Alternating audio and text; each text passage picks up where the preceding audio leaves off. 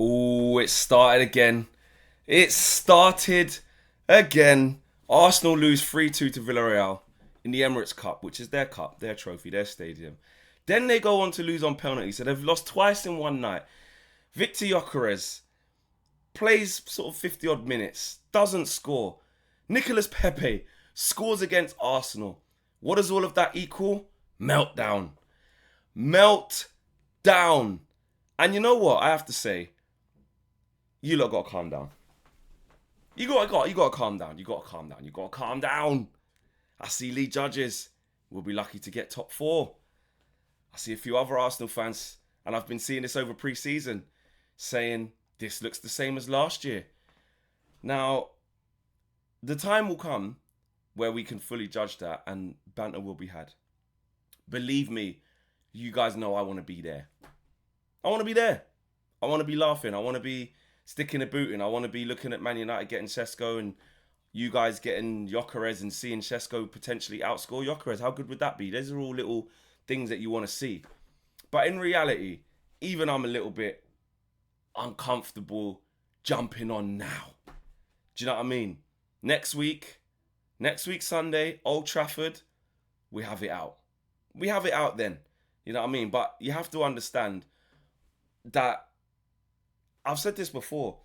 Arsenal just getting a striker is not going to be everything solved. You know what? Shout out James. Shout out James from AFTV because he had an opinion about a week or two ago. It was while they were on tour, saying that like there's a big percentage of this that's Arteta's tactics. There's a big percentage of what's going on at Arsenal as to why they can't get over the line, why they're looking a little bit lethargic, why stylistically they're still not doing it. It's not just because you didn't have Victor Gyökeres, and I said that many times. Of course, Arsenal need to fill the void of having a striker. Everybody knows that. But Mikel Arteta's got to do some work. He's got to do some work, and I think where I will agree with Arsenal fans, with what I've seen from pre-season, obviously you guys will know more than me, having watched 90 minutes of it all, but from listening to Arsenal fans' feedback, plus coupling that with watching the highlights to make my own assumption, I can see that there is a bit of a continuation from last season in terms of chance creation, the fluidity, the creativity. It doesn't seem to quite be there. You know, you've got problems on the left hand side with Martinelli, whereby you know he dribbles into blind alleys and doesn't have the end product. So you need an upgrade there. You've got Saka, who will always do Saka things, no problem with that. Top player. I think he's essentially world class, just under, whatever you want to call it. Not going into that argument again, but top draw player. But he's more of a keep cutting inside, keep high volume shooter. Does get assists as well, so you know Saka's gonna do that. Odegaard needs to do more for me. I think Odegaard is someone. Oh, my face is a bit mad there. Odegaard, I can't bother to change that. Actually, I will change that because that's annoying me still. I ain't even gonna lie. That is really annoying. I'm just gonna change that right now. Odegaard is someone who has to do more. Let's be honest. He has to do a lot more. And the chance creation from him as the chief, the captain, he's not doing enough. He's not doing enough. Up front, let's be honest. Victor Gyökeres is gonna take time. He's gonna take time, man. He's not gonna be, up to speed yet. He's only just come. I am gonna change that right there. Oh, he's gone. He's done it again. Nah, that's annoying. There you go. You lot are just gonna have to just watch that a little bit there. Let's go to smoothness. There you go. Gone. Yeah, Victor Gyökeres. He's gonna need time. Obviously, everyone expects him to come in immediately and deliver. So Robbie saying, which is true, guy ain't had a pre-season. He ain't had a pre-season, and if you don't have a pre-season, it does make it more difficult to come straight in. You know what I'm saying? Look what a crap time he had trying to even get that move to Arsenal. You look at the other signings in terms of Norgard. He's not going to need too much bedding in because he's not going to start loads of games, but he's accustomed to the Premier League. He knows what it is. I think he was playing with Brentford anyway and has done the pre-season with you guys anyway. Zubimendi's been there as well, so he should be fine. It's just tactically, man. Arsenal got the players, but it is true. I do get the criticism that Arteta needs to step up, man. He needs to find ways because I feel like when you have a low block against Arsenal, you cause them problems, man. You cause them problems and you see sort of the same common themes at Arsenal. Can you get an improvement on the left hand side? Can you get an improvement on the left hand side, Arsenal? Can you upgrade on Martinelli? I think you do need to upgrade on Martinelli. It's fine if he's a squad player. He's coming off the bench. He's quick. He's direct. He's not a bad player, Martinelli. But to fire you to the Premier League, to be relied upon week in, week out, I think he did have that one good season a couple of years ago. He hasn't really recaptured that. Yes, he's still young, but he hasn't really recaptured that. Jesus, obviously he's injured at the moment, but that looks like it's over. Do you play Havertz? Well, Havertz hasn't even been playing actually.